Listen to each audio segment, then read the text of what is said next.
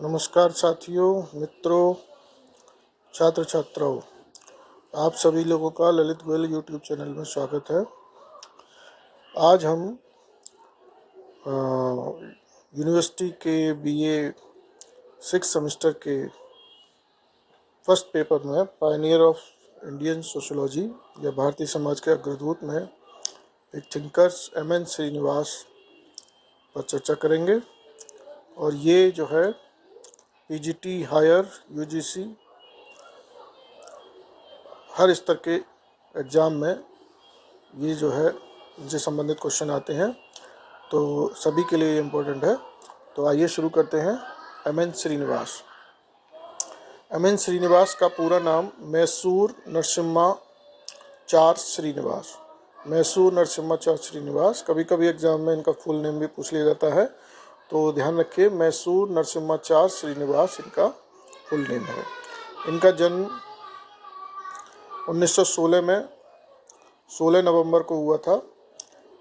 कर्नाटक के मैसूर जिले में इनका जन्म हुआ था और मृत्यु 1999 में हुई थी। जन्म पर क्वेश्चन पूछा जाता है, मृत्यु पर नहीं पूछा जाता है ज़्यादातर। कहाँ हुआ था इस पर भी पूछ लिया जाता है, तो आप लोग याद रखिए, मैसूर जिले में 16 नवंबर 1916 में इनका जन्म हुआ था। और इनका जो पर्सपेक्टिव था वो संरचनात्मक प्रकार्यात्मक पर्सपेक्टिव था। इस पर भी क्वेश्चन पूछ लिया जाता है कि श्रीनिवास का पर्सपेक्टिव कौन सा है, संरचनात्मक, प्रकार्यात्मक या संघर्षात्मक, प्रघटना शास्त्र या कोई भी XYZ दे देते हैं। तो हम लोगों को याद रखना है संरचनात्मक प्रकार्यात्मक इनका पर्सपेक्टिव है।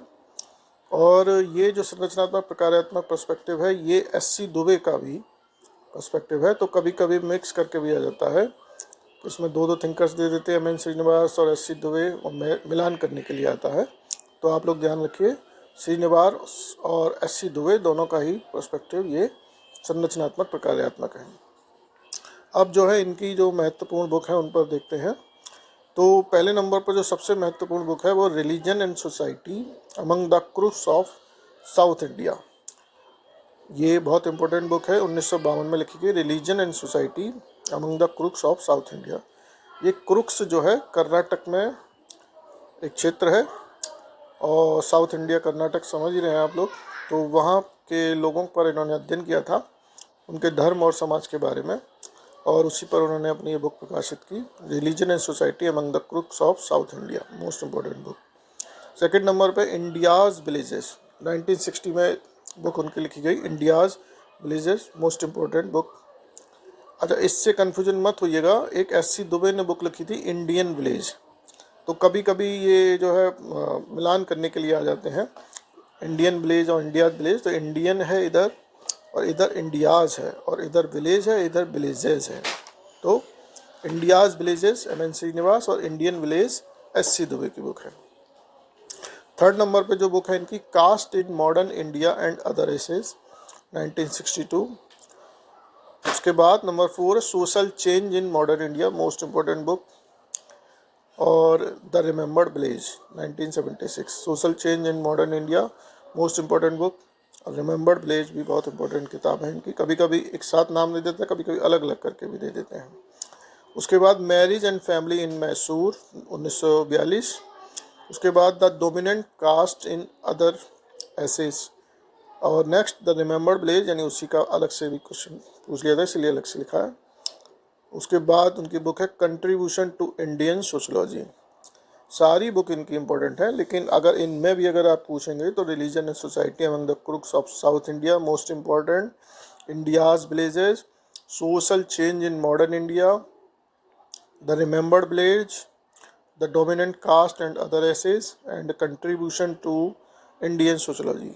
तो बुक्स को आप लोग याद रखिए, याद करिए, और इसमें से क्वेश्चन पूछे जाते हैं।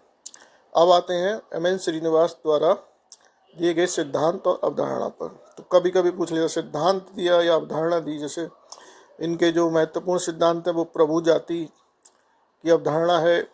कभी कभी पूछ लिया जाता है कि भाई प्रभु जाति का सिद्धांत किसने दिया, या डोमिनेंट कास्ट का सिद्धांत किसने दिया, या प्रभु जाति की अवधारणा किसने दी, या डोमिनेंट कास्ट की अवधारणा किसने दी। तो इसीलिए किसी भी तरीके से क्वेश्चन पूछ लिया जाता है, तो इसलिए प्रभु जाति का मतलब है डोमिनेंट कास्ट। अब देखिए डोमिनेंट कास्ट जो इन्होंने अवधारणा दी वो अपने अध्ययन में दी, जिसका अध्ययन उन्होंने कर्नाटक राज्य के मैसूर जिले के रामपुरा गांव का अध्ययन किया था। तो उस अध्ययन के दौरान इन्होंने ये अवधारणा दी। वहाँ पर इन्होंने देखा कि लिंगायत और उक्का लिंगा और लिंगायत प्रभु जाति हैं जो कि विश्वकर्मा की पूजा करते हैं। अब प्रभु जाति की विशेषताएं इन्होंने बताई। कौन सी जाति प्रभु जाति होती हैं? तो पहली विशेषता ये है इसकी कि वो जाति जो राजनीतिक प्रभुत्व रखती है और जिसके पास उस समुदाय में अधिक भूमि होती है, उस समुदाय में जो अधिक भूमि का स्वामी होता है, यानी आर्थिक और राजनीतिक दृष्टि से उसकी पकड़ होती है, पहली विशेषता। दूसरी, संख्या की दृष्टि से भी वह जाति ज़्यादा होते हैं, यानी उस जाति के लोग उस क्षेत्र विशेष में ज़्यादा होते हैं। तीसरा विशेषता, स्थानीय जाति के लोगों में कुछ ऊंची तथा प्रतिष्ठा प्राप्त हो, यानी जो वहाँ जाति समुदाय है, विभिन्न जाति रहती हैं, उसमें कुछ स्टेटस, उसको social economic political status high होना चाहिए। यानी जो भी समाज, जो भी विभिन्न जातियाँ वहाँ उस क्षेत्र में रहती हैं, तो उनमें जो प्रभु जाति है उसको कुछ ऊंची स्थिति प्राप्त हो, यानी सामाजिक दृष्टि से भी उच्च स्थान प्राप्त हो, सर्वोच्च नहीं लेकिन उच्च स्थान प्राप्त हो। चौथी विशेषता है, आधुनिक शिक्षा एवं नवीन व्यवसाय होना चाहिए, यानी ऐसी जाति के लोग ज़्यादातर आधुनिक शिक्षा और नवीन व्यवसाय में सम्मिलित रहते हैं, इन्वॉल्व रहते हैं। और पांचवी विशेषता है, गांव में एकता, न्याय और कल्याण के लिए कार्य की, यानी जिस क्षेत्र या गांव में वो जाति है वहाँ के लोगों के लिए कल्याण के काम करती हो वो जाति। ठीक है, तो पांचों विशेषताएं हैं, इन पर अक्सर करके क्वेश्चन पूछ लिया जाता है। कभी कभी दे देता है कि इनमें से कौन सी विशेषता प्रभु जाति की नहीं है या कौन सी विशेषता प्रभु जाति की है। तो राजनीतिक दृष्टि से और आर्थिक दृष्टि से जो है, पहली विशेषता याद रखिए। दूसरी, संख्या अधिक होती है। और तीसरा, ऊंची प्रतिष्ठा प्राप्त हो, सामाजिक दृष्टि से स्थानीय जाति के लोगों में ऊंची प्रतिष्ठा प्राप्त हो। और बाकी के जो नीचे हैं वो भी पूछ ली जाती हैं, लेकिन ये तीनों ज़्यादा इंपॉर्टेंट, इन पर ज़्यादा क्वेश्चन पूछे जाते हैं। और इसकी शिक्षा, नवीन व्यवसाय और एकता, न्याय, कल्याण, ये जो है सेकेंडरी मान लीजिए और उसको प्राइमरी। तो इस तरीके से प्रभु जाति की ये विशेषताएं हैं। प्रभु जाति की अवधारणा को एस.सी. दुबे ने प्रभुत्वशाली व्यक्ति कहा है, यानी एम.एन. श्रीनिवास द्वारा जो प्रभु जाति की अवधारणा दी गई है, इसको एस.सी. दुबे प्रभु जाति न कहकर प्रभुत्वशाली व्यक्ति की संज्ञा देते हैं। तो इस पर भी क्वेश्चन पूछा जाता है। तो हर चीज़ पर क्वेश्चन इसमें पूछ लिया जाता है। वही प्रभु जाति की अवधारणा एम.एन. श्रीनिवास ने किस गांव के अध्ययन के आधार पर दिया? तो रामपुरा गांव के अध्ययन। किस जिले के आधार पर दिया? मैसूर जिले पर। या रामपुरा गांव किस राज्य में पड़ता है? तो इस पर क्वेश्चन पूछ लिया जाता है। विशेषताओं पर तो आता ही है, 4 विशेषताएं दे दी, कौन सी नहीं है, 3 दे दी, मिलान करिए, इस तरीके से क्वेश्चन पूछ लेता है। राजनीतिक, आर्थिक, सामाजिक और अधिक संख्या, इसको याद रखिए। और कल्याण के लिए और नवीन शिक्षा, व्यवसाय, ये इसकी विशेषता प्रभु जाति की है, डोमिनेंट कास्ट की। और जिस क्षेत्र में इन्होंने अध्ययन किया, जिस गांव का रामपुरा का इन्होंने अध्ययन किया, वहाँ पर जो जाति प्रभु जाति थी वो ओक्का लिंगा जाति थी, और लिंगायत जो है प्रभु जाति की तरह वहाँ पर लोगों के बीच में थी, जो कि विश्वकर्मा की पूजा करते थे। और प्रभु जाति को एस.सी. दुबे ने प्रभुत्वशाली व्यक्ति कहा है। नेक्स्ट जो इनका मोस्ट इम्पॉर्टेंट थ्योरी है वह संस्कृताइजेशन, संस्कृतिकरण। देखिए, ये कल्चरलाइजेशन नहीं है, ये संस्कृतिकरण है, संस्कृताइजेशन। ठीक है, तो इसको याद रखिए, मिक्स मत करिएगा, संस्कृताइजेशन, संस्कृतिकरण। अब देखते हैं इन्होंने जो संस्कृतिकरण की अवधारणा दी वो अपनी किस बुक में दी, इस पर क्वेश्चन पूछ लिया जाता है। तो ये जो इनकी पहली बुक थी, religion and society among the Coorgs of South India, इस पुस्तक में इन्होंने इस अवधारणा को दिया, religion and society and among the Coorgs of South India. Coorgs Karnataka में जो है रहने वाले कुछ लोग हैं, कुछ एक समुदाय है, उसको क्रुक्स बोला है। तो उस बुक में इन्होंने जो है इस अवधारणा को दिया। अब ये अवधारणा है क्या? ये अवधारणा जाति प्रथा की संरचना व संस्तरण में होने वाले परिवर्तन के अध्ययन के लिए ये अवधारणा उनके द्वारा दी गई। संस्कृति की अवधारणा किस लिए दी गई? जाति व्यवस्था में या जाति प्रथा की संरचना तथा संस्तरण में, जो संस्तरण का मतलब जो ऊंच नीच का क्रम है, उसमें जो परिवर्तन हो रहा है उसको देखने के लिए, उसका अध्ययन करने के लिए अवधारणा दी गई। अगला पॉइंट देखते हैं संस्कृति से संबंधित। इसमें लिखा है, स्टेटमेंट है उनका, ये इन्होंने बोला है, संस्कृतिकरण वह प्रक्रिया है जिसके द्वारा कोई निम्न हिंदू जाति या कोई जनजाति अथवा कोई अन्य समूह किसी उच्च और प्राय द्विज जाति की दिशा में अपने रीति रिवाज, कर्मकांड, विचारधारा और पद्धति को बदलता है। सामान्यतः ऐसे परिवर्तनों के बाद निम्न जातीय संस्करण की प्रणाली में स्थानीय समुदाय में उसे जो परंपरागत रूप से स्थिति प्राप्त है उससे उच्च स्थिति का दावा करने लगती है। सामान्यतः बहुत दिनों तक, बल्कि वास्तव में 1-2 पीढ़ियों तक दावा किए जाने के बाद ही उसे स्वीकृति मिलती है। ये इम्पोर्टेंट है इसका स्टेटमेंट। इसमें पूरा संस्कृतिकरण का इसने बोला है एम.एन. श्रीनिवास ने कि ये एक्चुअली है क्या संस्कृतिकरण। ये बोल रहे हैं कि संस्कृतिकरण निम्न जातियों के द्वारा उच्च जातियों के रीति रिवाज, कर्मकांड और विचारधारा को उसको एक्सेप्ट करते हैं, उसको उस दिशा में उनके जैसे करने लगते हैं, उनके जैसे रीति रिवाज करने लगते हैं, उनके जैसे कर्मकांड निम्न जाति के लोग करने लगे हैं, उनके जैसी विचारधारा रखने लगते हैं, उनके जैसी पद्धति करने लगते हैं। तो ऐसा जब वो 2-3 पीढ़ियों तक करते हैं तब जाके उनकी जाति में कुछ सुधार होता है या उनको भी उस जाति का मान लिया जाता है। तो इसको उन्होंने बोला है, यही प्रक्रिया निम्न जातियों द्वारा उच्च जाति के कर्मकांड, विचारधारा, रीति रिवाज को अपनाना ही ये क्या कहलाया जाता है, संस्कृतिकरण यानी सेंस्क्रिटाइजेशन। और यह एक प्रक्रिया है।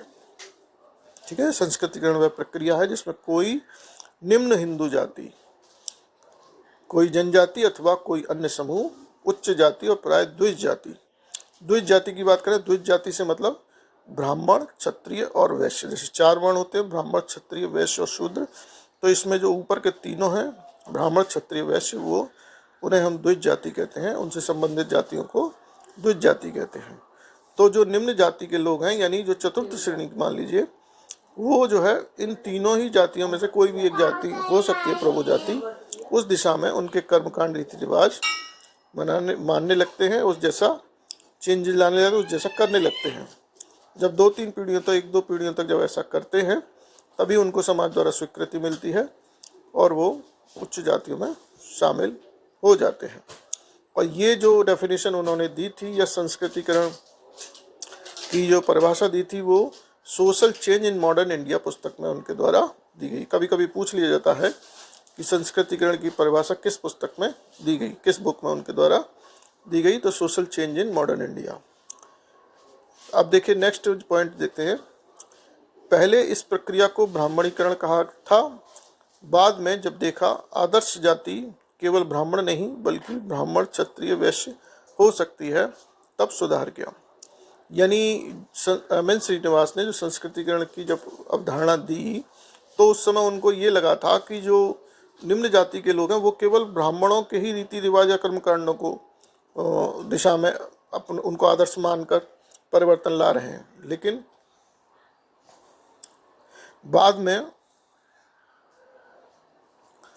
बाद में उन्होंने देखा कि ऐसा नहीं है, केवल ब्राह्मण ही आदर्श जाति नहीं है बल्कि वैश्य भी हो सकते हैं, क्षत्रिय भी आदर्श जाति के रूप में निम्न जाति के लोगों के लिए होते हैं। इसीलिए फिर उन्होंने उस अवधारणा को, ब्राह्मणीकरण की अवधारणा को संस्कृतिकरण की अवधारणा बोलने लगे या उसको उस रूप में परिवर्तित कर दिया। यानी ब्राह्मणीकरण के जो अपने विचार थे उसको बदल दिया, क्योंकि ब्राह्मण ही उच्च आदर्श नहीं है ना, आदर्श कोई भी हो सकता है। तो अब ब्राह्मणों के ऊपर ही तो केवल अवधारणा नहीं रखी जा सकती, तो उसको बदलकर संस्कृतिकरण नाम रख दिया गया। तो ठीक है, तो देखिए इस पर क्वेश्चन पूछ लिया जाता है। कभी कभी तो पूरा स्टेटमेंट दे दिया जाता है, कभी आधा स्टेटमेंट दे दिया जाता है कि भाई निम्न हिंदू जाति या कोई जनजाति या कोई अन्य समूह उच्च द्विज जाति की दिशा में अपने आप को बदलता है। ऐसा स्टेटमेंट किसने दिया है, ठीक है, किस पुस्तक में दिया है, या द्विज जाति से क्या संबंध है, या ब्राह्मणीकरण की अवधारणा किसने दी, ठीक है, या मान लो रिलीजन या संस्कृति की अवधारणा किस बुक में दी। तो इन सब चीज़ों को आप लोग ध्यान रखिए, सभी पॉइंट काफ़ी इंपॉर्टेंट है। नेक्स्ट आते हैं संस्कृतिकरण की विशेषताओं के ऊपर। तो इसकी मोस्ट इम्पोर्टेंट विशेषताएं दी हुई हैं इसमें। पहला है कि संस्कृतिकरण की अवधारणा का संबंध निम्न जातियों से। तो ये हम जाने निम्न जातियों के लोग ही उच्च जातियों की दिशा में अपने रीति रिवाज कर्मकांड बदलते हैं, तो इसीलिए उनका संबंध, इस अवधारणा का संबंध निम्न जाति से है। दूसरी विशेषता है सामूहिक प्रक्रिया, यानी किसी एक व्यक्ति या कुछ 2-4 व्यक्तियों के ऐसा करने से उनको उच्च स्थान प्राप्त नहीं हो जाएगा या उच्च जाति में शामिल नहीं हो जाएंगे। जब बहुत सारे लोग ऐसा प्रयास करते हैं या सामूहिक दृष्टि से जब ऐसा प्रयास किया जाता है, रीति रिवाज या कर्मकांड उनके अपनाए जाते हैं या उस जैसे किया जाता है, तब जाके उनको स्थान प्राप्त होता है। इसलिए इसको सामूहिक प्रक्रिया बोला है। गतिशीलता, क्योंकि गतिशीलता हो ही रही है, यानी निम्न जाति उच्च जाति में शामिल हो रही है, तो ये गतिशीलता हो गई। तीसरी विशेषता है यह केवल पद मूलक परिवर्तन है, पद मूलक परिवर्तन को प्रकट करती है, संरचनात्मक परिवर्तन को नहीं। यानी जो समुदाय है वहाँ पर निम्न जाति तो भले ही उच्च जाति में शामिल हो जाएगी, लेकिन पूरा संरचनात्मक दृष्टिकोण देखेंगे तो उसमें कोई चेंज नहीं आता, उसमें कोई चेंज नहीं आता। इसीलिए इसको पद मूलक परिवर्तन बोला गया है, संरचनात्मक परिवर्तन नहीं। यानी संरचना में कोई परिवर्तन, संस्कृतिकरण प्रक्रिया के द्वारा संरचनात्मक परिवर्तन नहीं होते, बल्कि पोजिशनल चेंज होते हैं। तो इसको आप लोग देखें, संरचनात्मक स्ट्रक्चरल चेंज नहीं आता है, पोजिशनल चेंज होता है। इस पर बहुत बार क्वेश्चन आया है कि संस्कृतिकरण में पोजिशनल चेंज होते हैं या स्ट्रक्चरल चेंज होते हैं। ठीक है, तो आप लोग याद रखिए, इसमें केवल पोजिशनल चेंज होता है। या पूछ लिया था संस्कृतिकरण की प्रक्रिया क्या है, पदमूलक परिवर्तन है या संरचनात्मक परिवर्तन है या संरचनात्मक पदमूलक परिवर्तन है, या एक और कोई ऑप्शन दे दिया, तो हम उसमें क्या लगाएंगे, पदमूलक परिवर्तन। चौथी जो इसकी विशेषता है, इसके कई आदर्श होते हैं। जैसा कि पता है कि भाई पहले इन्होंने ब्राह्मण को ही समझा कि वही एक आदर्श है, लेकिन बाद में इन्होंने देखा कि ऐसा नहीं है, क्षत्रिय भी आदर्श हो सकते हैं, वैश्य भी आदर्श हो सकते हैं। ठीक है, तो इसीलिए उसको कई आदर्श हैं संस्कृति की प्रक्रिया, केवल एक ही जाति आदर्श के रूप में सब जगह नहीं होती। कहीं कहीं मान लीजिए किसी जगह ब्राह्मण आदर्श है, किसी जगह वैश्य आदर्श है, किसी जगह क्षत्रिय है, तो कई आदर्श संस्कृति की प्रक्रिया के हो सकते हैं। अगली विशेषता है सार्वभौमिक प्रक्रिया, यानी इसको पहले भी हम लोग देख सकते हैं, यानी भूतकाल में भी संस्कृति की प्रक्रिया रही है, वर्तमान में भी हो रही है और भविष्य में भी ऐसी प्रक्रिया चलती रहेगी, इसलिए इसको सार्वभौमिक प्रक्रिया बोला है। अगली विशेषता क्या है, ये एक द्वितरफी प्रक्रिया है, दो तरफी प्रक्रिया, ये 2 वे प्रोसेस है।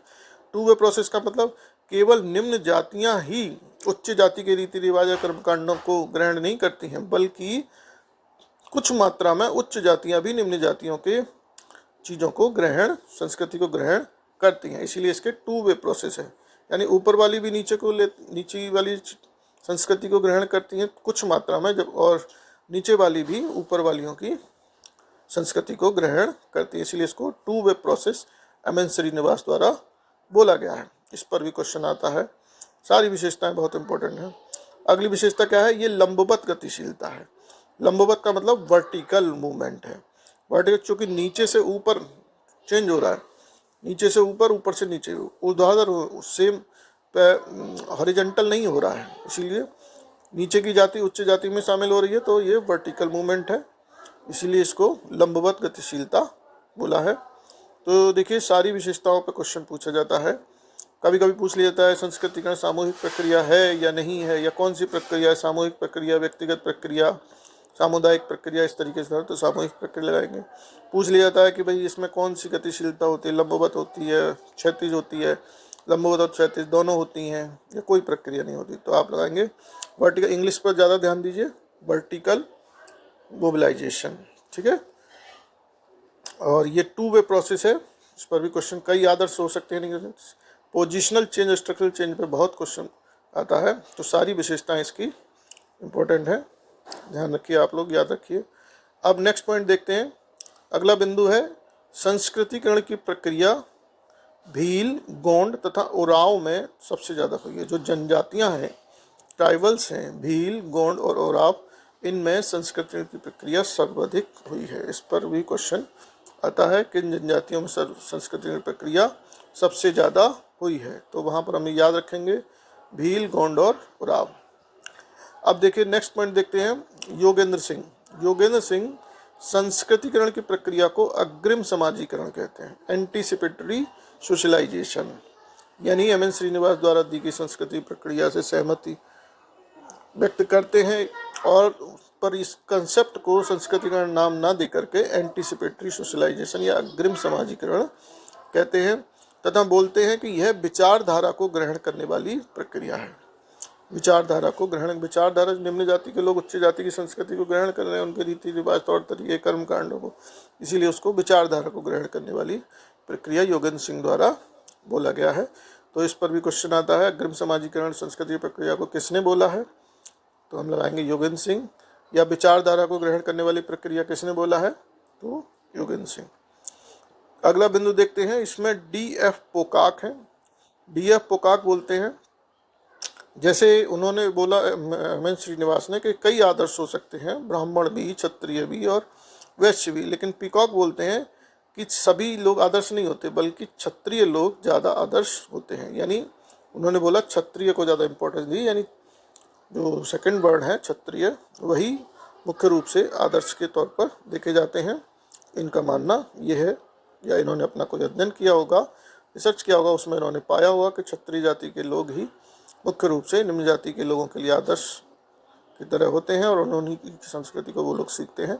तो पोकाक द्वारा कहा जाता है, को पूछ सकते, क्वेश्चन पूछा जाता है किसने क्षत्रिय आदर्श संस्कृतिकरण की प्रक्रिया को बोला है, या संस्कृति प्रक्रिया में क्षत्रिय आदर्श होते हैं?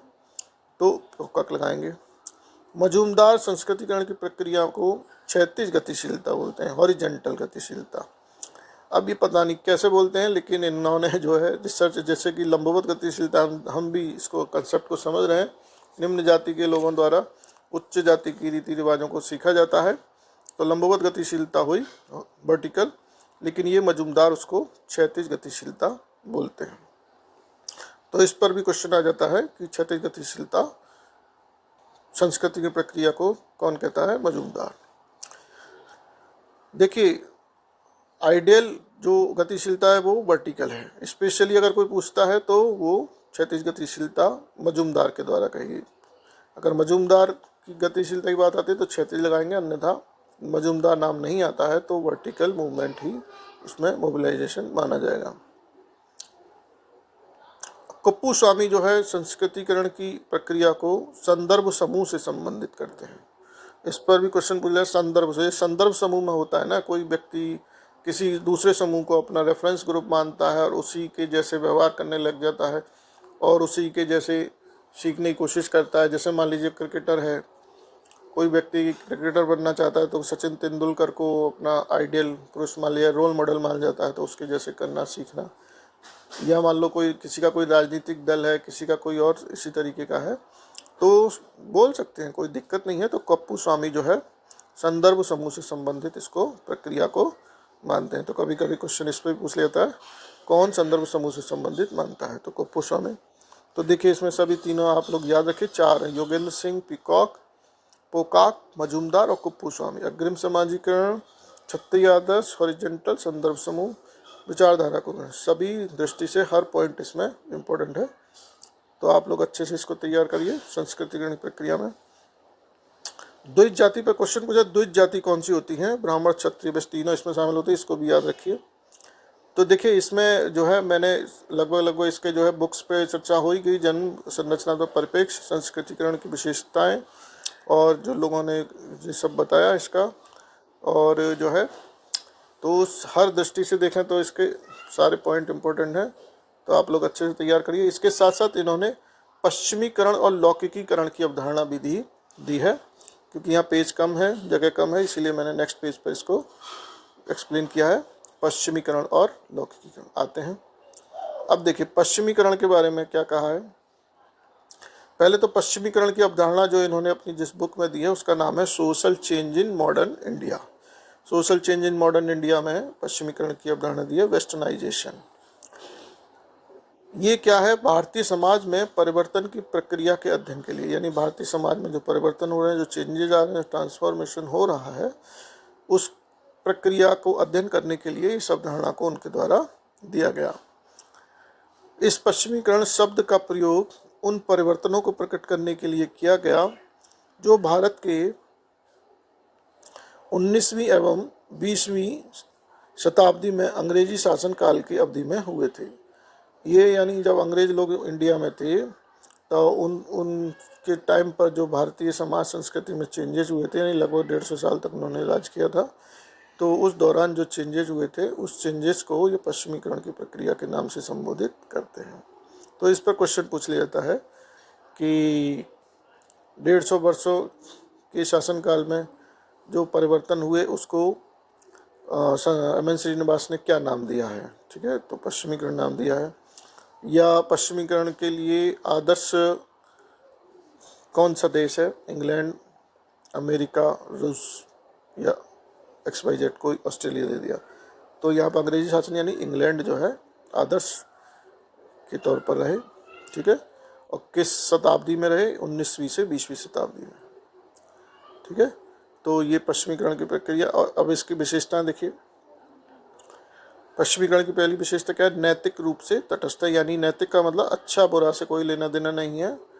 पश्चिमीकरण की प्रक्रिया है, इसका अच्छा है या बुरा है इससे कोई मतलब नहीं है, इसलिए इसको नैतिक रूप से तटस्थ प्रक्रिया बोला है। दूसरा है, यह एक व्यापक अवधारणा। व्यापक का मतलब जीवन के हर क्षेत्र में हम लोग देख सकते हैं। पहनना, ओढ़ना या खान पीन या रहन सहन, जीवन के हर एंगल में हम लोग पश्चिमीकरण की प्रक्रिया को देख सकते हैं। तीसरा बोला है वैज्ञानिक अवधारणा, साइंटिफिक अवधारणा। और अनेक प्रारूप है। अनेक प्रारूप का मतलब ये वेस्टर्नाइजेशन यानी वेस्टर्न साइड के देशों में, जैसे अमेरिका भी है तो उसके द्वारा भी जो है हो सकता है, रसिया के द्वारा भी हो सकता है, या और किसी देश के द्वारा भी संस्कृतियों को सीखा जाता है। तो इसके अनेक प्रारूप देखने को मिलते हैं। और यह एक अगली विशेषता जटिल एवं बहुस्तरीय प्रक्रिया है।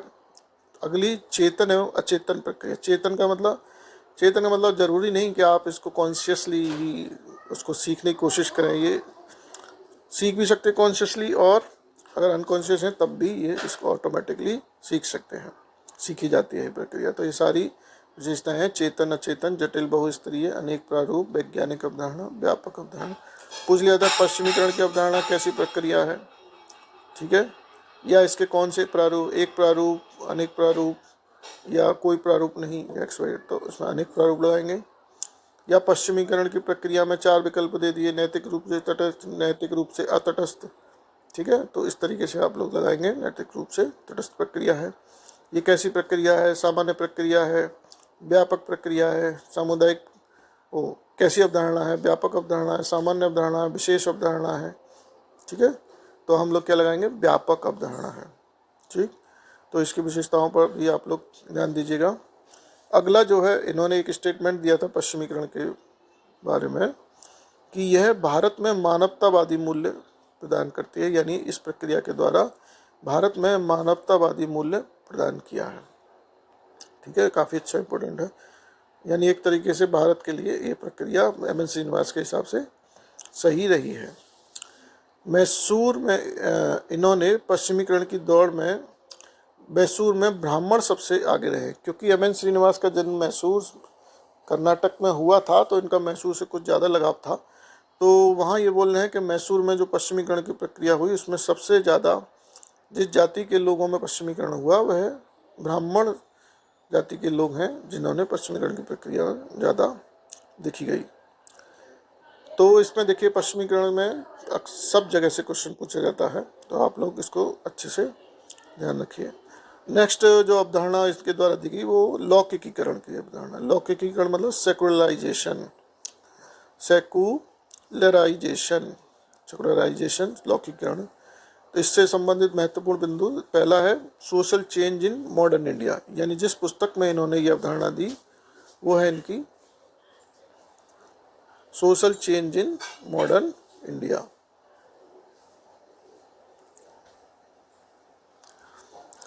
Social change in modern India में इन्होंने लौकिकीकरण की अवधारणा दी। अब इसका अर्थ क्या है? इसका अर्थ क्या है? पहले जिन वस्तुओं को धार्मिक दृष्टि से देखा जाता था उसके स्थान पर उन्हें तार्किक, बौद्धिक एवं वैज्ञानिक दृष्टिकोण या लौकिक दृष्टिकोण से देखा जाता है। यानी साइंटिफिक व्यू से किसी चीज़ को देखना या समाज संस्था संरचना को देखना, बौद्धिक तार्किक दृष्टिकोण लगाना, ये क्या है? लौकिक दृष्टिकोण या लौकिकीकरण की प्रक्रिया है। ठीक है, समझ में आ गया? यानी साइंटिफिक व्यू ही लौकिकीकरण है। यानी जो हिंदुस्तान में जिसको कहेंगे पश्चिमी देशों के आने से जो पहले उनका आध्यात्मिक धार्मिक रुझान ज़्यादा था या हर चीज़ की व्याख्या उसके दृष्टिकोण से होती थी, अब वो दृष्टिकोण बदल गया और उसकी जगह साइंटिफिक तार्किक बौद्धिक तर्क ने स्थान ले लिया और उसी को ये प्रक्रिया को लौकिकीकरण की प्रक्रिया कह रहे हैं। नेक्स्ट पॉइंट है, भारत में यह प्रक्रिया किसकी देन है? अंग्रेजों की देन है। लौकिकीकरण की पश्चिमीकरण भी अंग्रेजों की देन है और लौकिकीकरण भी, सेकुलराइजेशन भी अंग्रेजों की देन है। आगे दो स्टेटमेंट इनके हैं, काफ़ी इंपॉर्टेंट है। इन्होंने बोला है पहले जो धार्मिक माना जाता था वह अब वैसा नहीं माना जाता लौकिकीकरण की प्रक्रिया में। ठीक है। दूसरा स्टेटमेंट है, बुद्धिवाद में पारस्परिक विश्वासों और धारणाओं के स्थान पर आधुनिक ज्ञान की धारणा निहित है। यानी लौकिकीकरण की प्रक्रिया में बुद्धिवाद शामिल, बुद्धिवाद यानी तर्क का प्रधानता हो जाती है, आधुनिक ज्ञान की प्रधानता हो जाती है। तो इस स्टेटमेंट को भी याद रखिए, बुद्धिवाद में पारस्परिक विश्वासों धारणाओं के स्थान पर आधुनिक ज्ञान की धारणा निहित है। ठीक। अब देखिए लौकिकीकरण के प्रभाव से जो परिवर्तन हुए हैं वो किन क्षेत्रों में हुए हैं, इसका भी एक्सप्लेन किया है एम.एन. श्रीनिवास ने। जिन जिन क्षेत्रों में परिवर्तन आए हैं इस पर भी क्वेश्चन पूछ लिया जाता है। तो पहला, पवित्रता और अपवित्रता की धारणा में परिवर्तन हुआ। ये तो हम लोग देखते ही हैं। पहले हम लोग जिन चीज़ों को पवित्र और अपवित्र मानते थे, छूना भी पसंद नहीं करते थे। उच्च जाति के लोग, निम्न जाति के लोग अगर छूओगे तो अपवित्र हो जाओगे, ऐसा मानते थे। तो आजकल वो चेंज हो गया है। हम लोग बस में, ट्रेन में या कहीं भी जाते आते हैं तो हम, हमारे साथ कौन बैठा है, क्या बैठा है, किसके संपर्क में, इससे कोई फर्क नहीं पड़ता। तो इस धारणा में भी चेंजेस आए हैं। दूसरा उन्होंने बोला है जीवन चक्र तथा संस्कार में परिवर्तन। जैसे पहले हम लोगों को हिंदू धर्म रिवाज में देखते हैं बहुत सारे संस्कार होते थे जीवन से लेकर मृत्यु तक। तो ये बोल रहे हैं उनमें से बहुत सारे संस्कार ऐसे हैं जिनको कि अब लोग नहीं मानते या नहीं करते, केवल मुख्य मुख्य संस्कारों को ही करते हैं। तो उसमें चेंजेज आए हैं। तीसरा उन्होंने बोला है सामाजिक संरचना या ढांचे में परिवर्तन हुआ है लौकिकीकरण की प्रक्रिया से। सामाजिक संरचना बदल गई है। अब सामाजिक संरचना में वो तीन चीज़ों को बोलते हैं, शामिल हैं। एक जाति, दूसरा ग्रामीण समुदाय और तीसरा परिवार। इन तीनों चीज़ों में परिवर्तन हुआ है। जाति में भी परिवर्तन हुआ है, ग्रामीण समुदाय में भी परिवर्तन हुआ है और परिवार के मूल्यों में भी परिवर्तन हुआ है। तो देखिए ये आप लोग याद रखिए, इस पर क्वेश्चन पूछा जाता है कि वही तीनों दे दे, जीवन चक्र और संस्कार, सामाजिक ढांचे में परिवर्तन, अपवित्रता पवित्रता है ना, और कोई चौथा दे दिया, निम्न में से कौन सा नहीं है। ठीक है।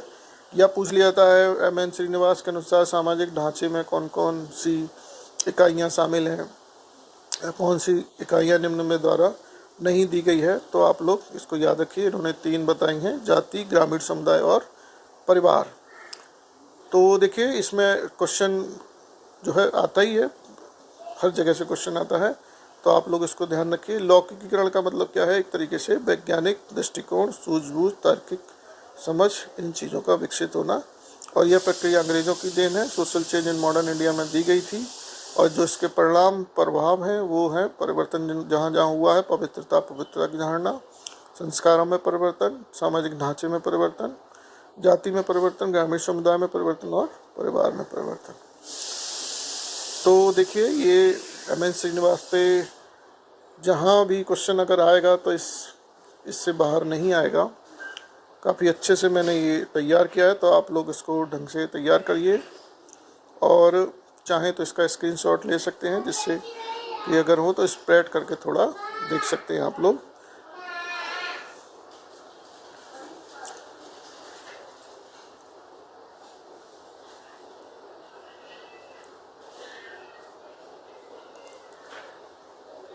ठीक है। तो इन्हीं शब्दों के साथ बहुत बहुत धन्यवाद। अगर वीडियो अच्छा लगा हो तो कमेंट करिए, शेयर करिए, लाइक करिए और चैनल को सब्सक्राइब करिए। बहुत बहुत धन्यवाद आप सभी लोगों को। नमस्कार।